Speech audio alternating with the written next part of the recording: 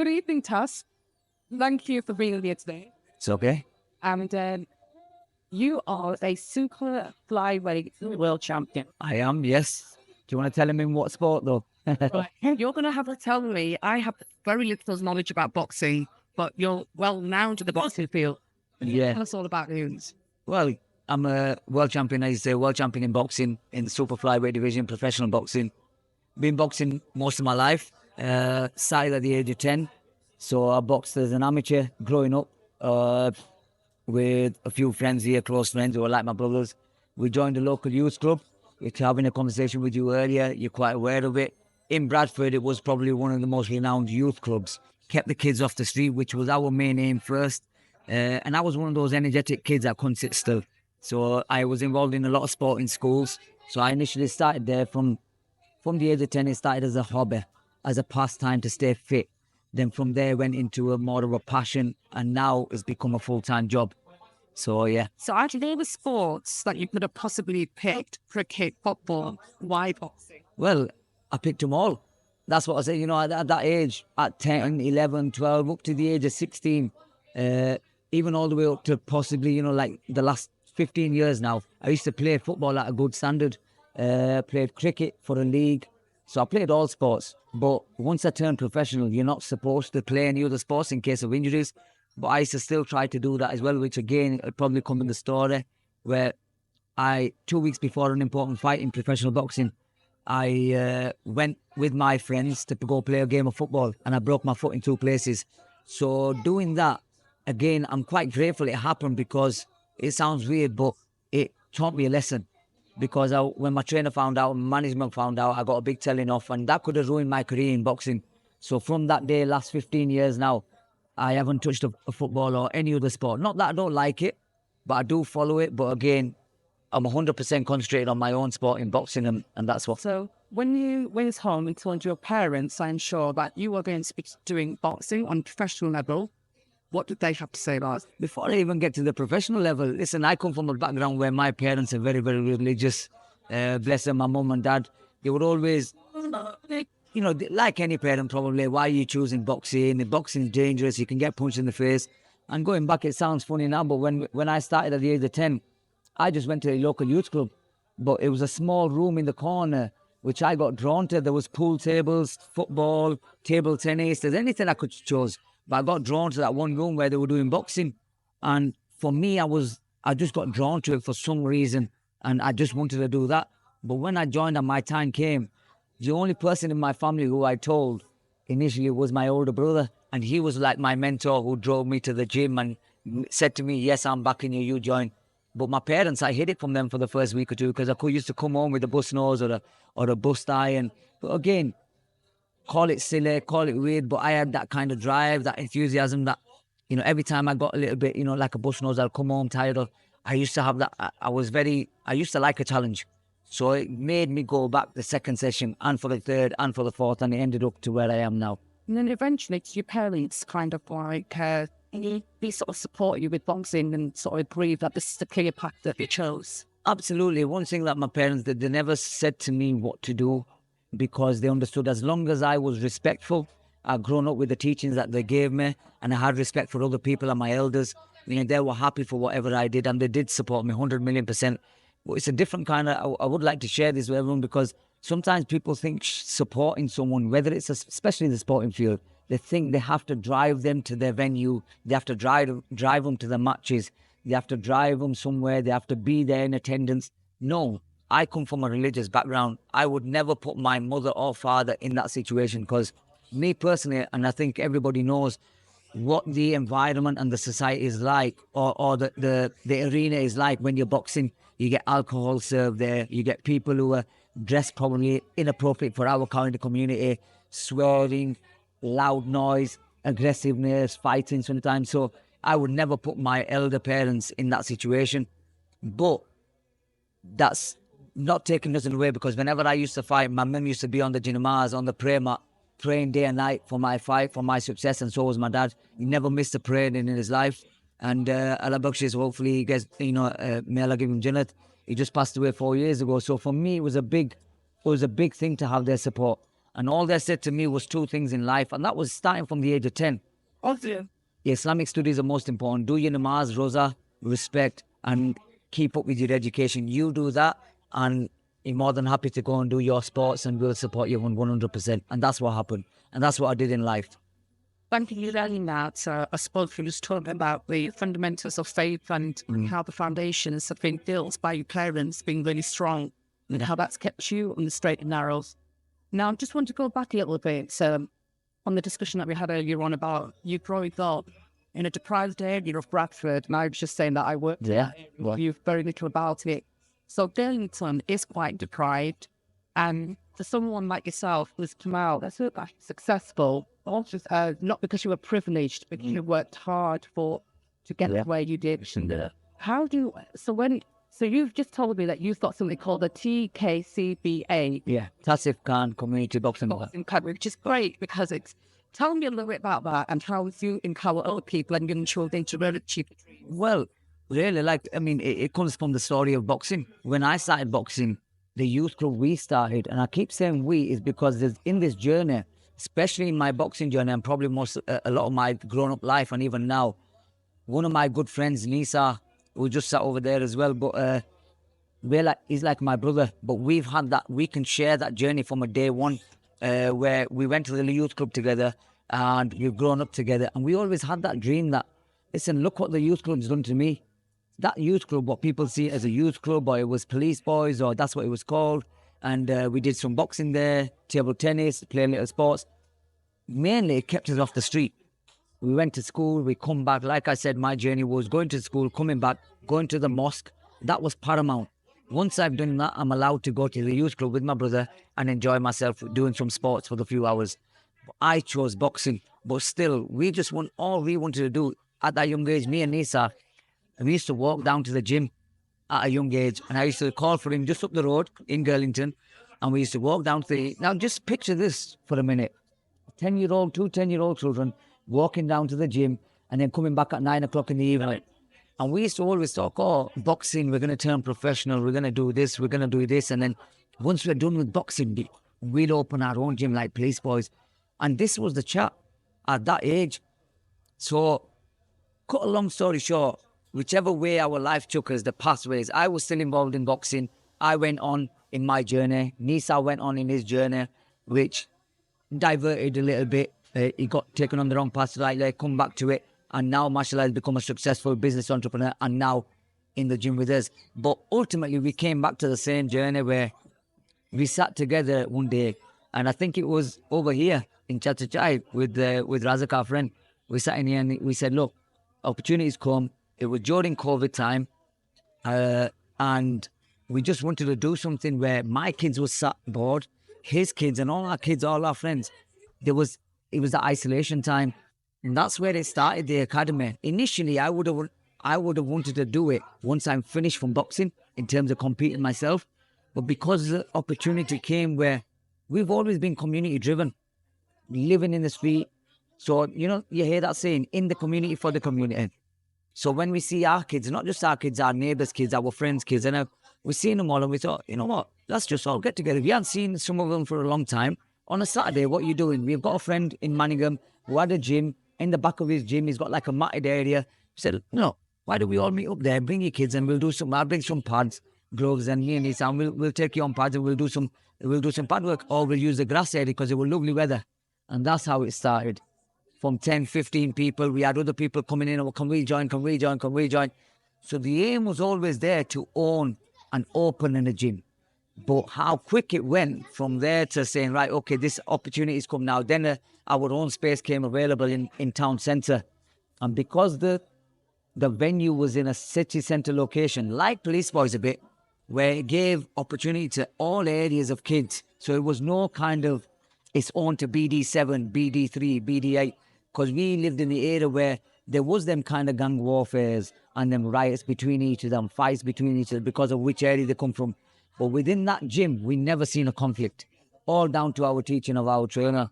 Because we all lived under one roof. Doesn't matter what colour, race, religion, it all lived under one roof. And that's what we wanted to replicate. And the same teachings we replicate in believing, dreaming, believing, and achieving, which I mentioned earlier. The three words that you mentioned was dream, believe, achieve, and I think it's brain mottos they fly.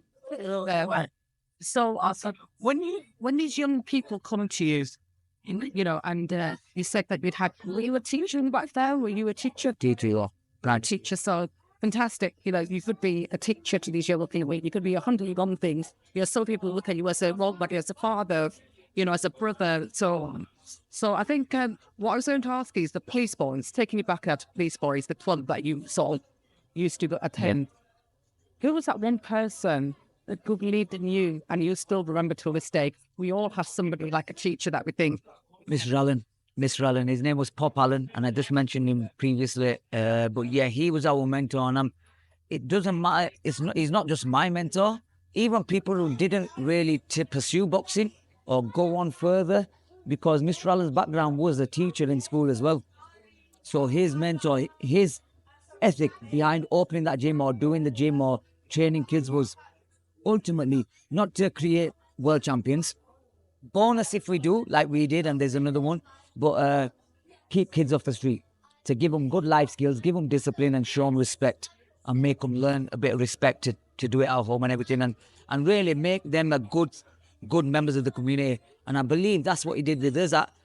Again, I can't vouch for myself. Hopefully other people will see the same, and you probably have to ask other people who know me of what kind of person I am. But I believe myself that I've become a good member of the community because of the teachings we got, firstly with my parents and the upbringing, and then secondly who he is within boxing through Mr. Allen. And yeah, he was a big part of our life in shaping us who we are today. So it's incredibly rewarding what you're doing for the community around here. But not only do you do that, but you do some about worldwide work. Yeah. You're a ambassador for Kashmir Orphans Relief Trust. Yeah. Tell me a little bit about that. Yeah, Kashmir Orphan Relief Trust is short for, is long for CORE. CORE is the slogan that we use. And again, the story how I joined CORE, Kashmir Orphan Relief Trust is one of the largest orphanage in the whole of South of Asia. The headquarters is based in Leicester. And the story behind that, the founder is actually originally from Bradford. So what they did is, back when it was earthquake in 2005, they went over to Pakistan, like a lot of people in Bradford, like we all have done, to help raise some funds. And they went with a group of friends. And that's when the story started with him, where it really hit him and he wanted to change lives. And from there, it grew to, ask him for a place. And after back and forth for many years, they gave him a mountain. From a mountain, they broke it down. And someone, they actually thought that giving him a mountain will make him run away.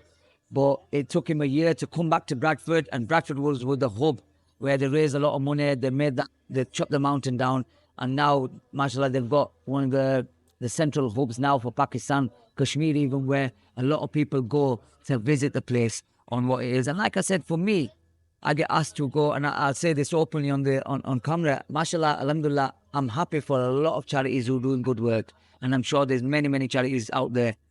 What it is for me, when I joined CORE, I didn't know nothing about CORE. When I won the world title in 2016, the first world title, I got asked to come to an event in Bradford town centre, Bradford Hotel. And when I went there, it was a charity event. A lot of my friends were involved. They called me and said, "Oh, can you come over, bring your belts?" I said, "No problem." When I got there, I was supposed to stay for half an hour and then move on to another event. But when I sat there, when they went through the event about how everybody is not getting paid, is volunteers, and how they're all involved, and the people involved were a lot of people who are business entrepreneurs. And I believe hardest thing to give in this day and age is time. You can give money. Many people can give money. That's not a hard thing. But giving your time is the hardest thing. And that's what drew me towards there, thinking everybody is not on a wait. They're not getting nothing out of it apart from the du'as. So 2 weeks prior to that event, they were flying out because they had the anniversary day every year. They have it in October. And I said, "Look, I'm going to come over and join."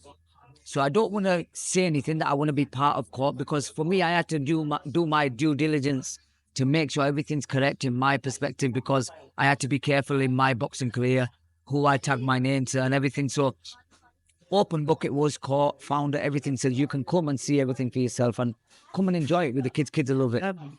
Best experience I've ever had. Went there, and since then I've been a few times, but what opened my eyes, I went there, and ultimately I'll just cut the long story short in that, where I was joined to them to the hip in a way where I got to the place and I seen loads of kids running out with a big smile on their face, and these are orphan kids. And when you use the word orphanage, you think kind of, when I said to them in our language, they got a little bit upset, and one kid nearly started crying and really tearful. I said, "What's wrong?" "Only a little girl." That's 3 years old. She goes, "This is not an orphanage. This is our home."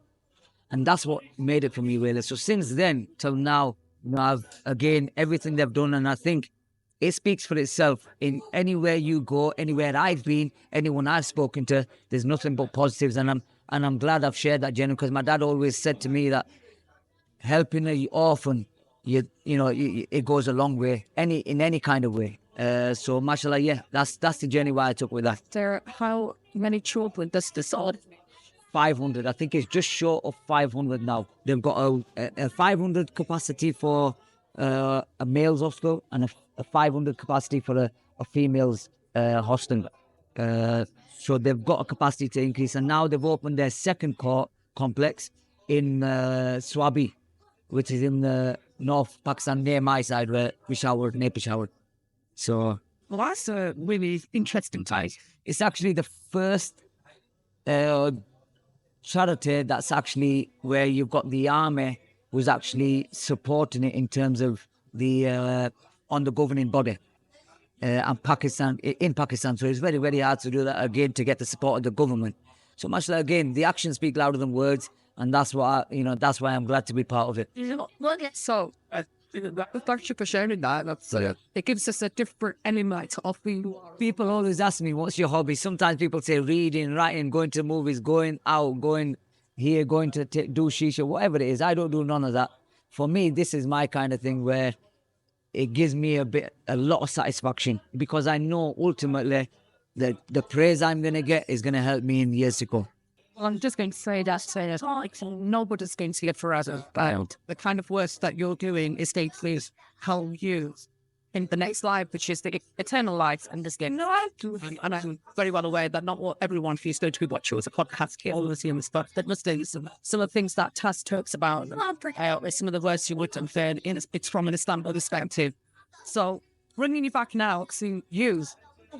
So tell me a bit about you. What's next for you? What's your journey? My journey, I'm still boxing. This is the best time of my career, best time of my life, because going back 2 years ago, again, I was world champion. I've been out now for the last 6 years. I'm promoted by an American promoter, big promoter, Monarch Promotions, Stanley Williams, who's based out in America. He's the Prince of Nigeria. So I've been out now. And the aim for me is I've always talked to kids. I've always talked to people who are excelling in their sport. And I think sometimes going back to my 3 words of dream, believe and achieve, I felt like the last few years before I met my promoter who signed me, it was always I was defending my world title in Bradford, boxing again in Bradford. I love it. It was the best time of my life. Boxing here in Bradford, defending my belts here in Bradford. I wouldn't change it for the world. But the promoter said, "Look, to be the best, if you are the world champion, we want to get you become a global star and get you out in the open." So for me, it's been a great experience. I've managed to box around the world, in Lagos, Nigeria, in Ghana, in Malta, Germany. So really, journey's continued. Hopefully, I'm looking forward to my next fight, which is penciled in around about before the end of the year, November time, they say. America in Atlanta, that's what they're saying. So I'm going to ask you 2 questions now, which I think if Bashir is my son boxing, I'd probably be like your mother sitting on a Janamasa doing the line. Absolutely, yeah. Now, what goes on in your mind? This is just before you were about to get into the ring. What goes on? You can tell us a third.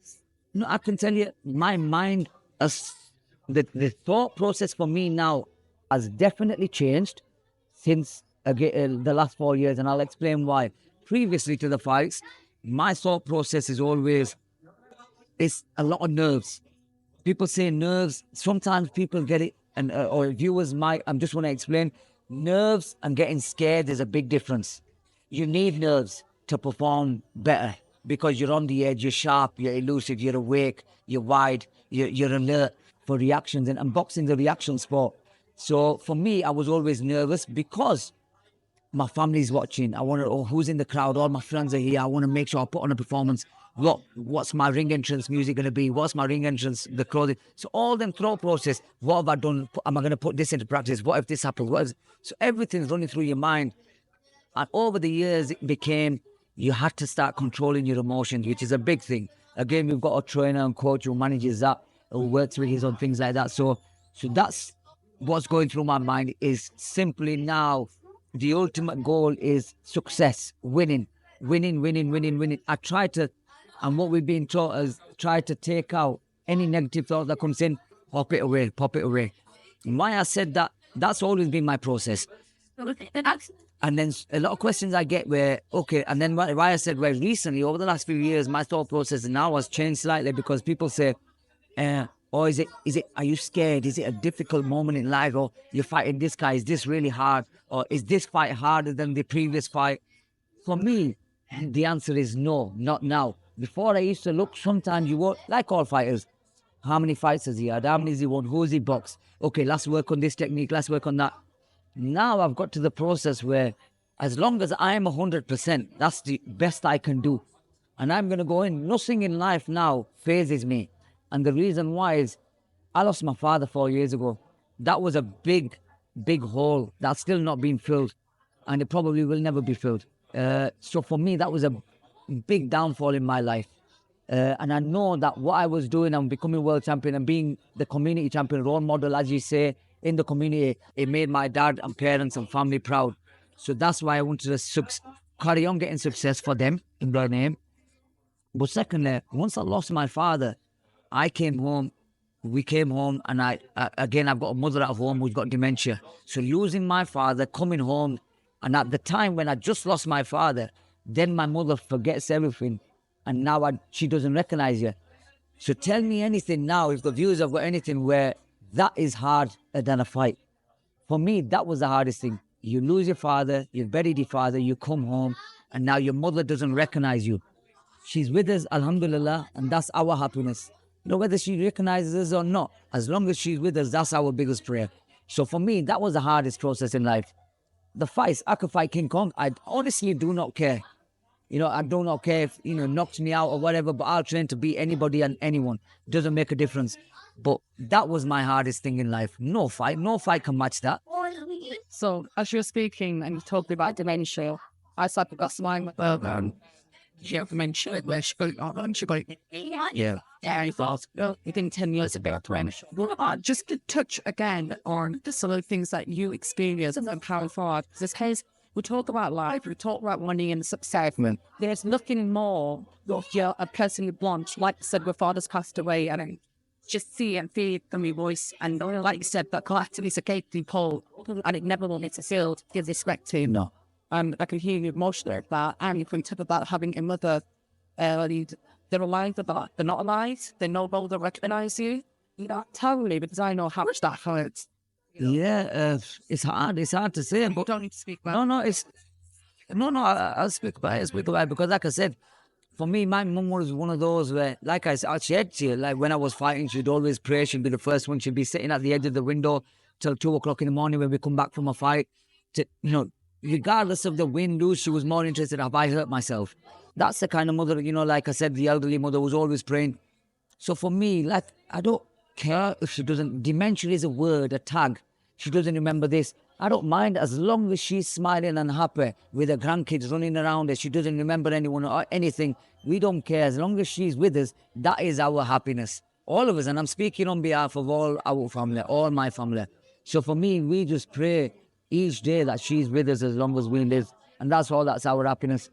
So nothing I think in life, whether it's a boxing ring, whether it's outside, whether it's in life in general, there's nothing that I think I will ever not think I know. I will never come across a stage which is harder than what I've already been through. So that gives me that kind of thing where I can meet anything head on.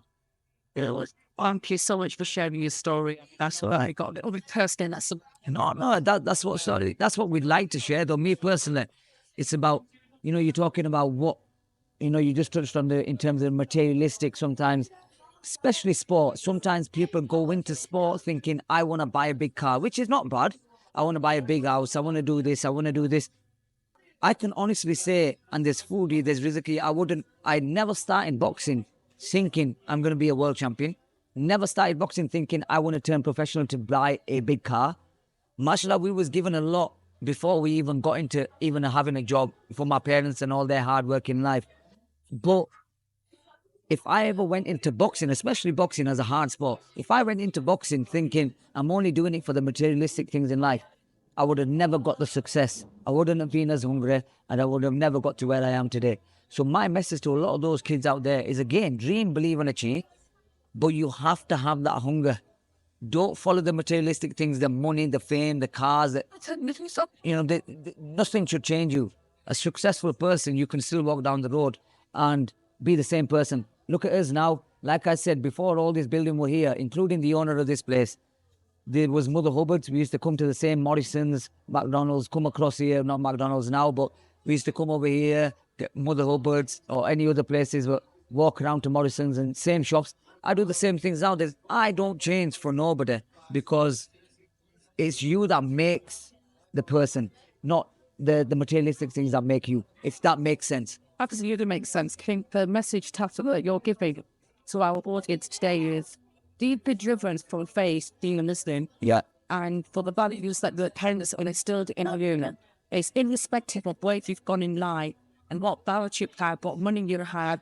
I'm not saying that you can't achieve those things. You can buy a nice house. Yeah, of course. So remaining humble and true to yourself, back when you were, there's a lot of people like, I often say that, you might have taken this now, and it goes into high places, but you always remember the slums that you came from, and that's not talking about your Tubber generally. So I did. Yeah, And say that. yeah. No, what do they class it as? A deprived area in a city. So I'm, again, like I just mentioned, I box around the world.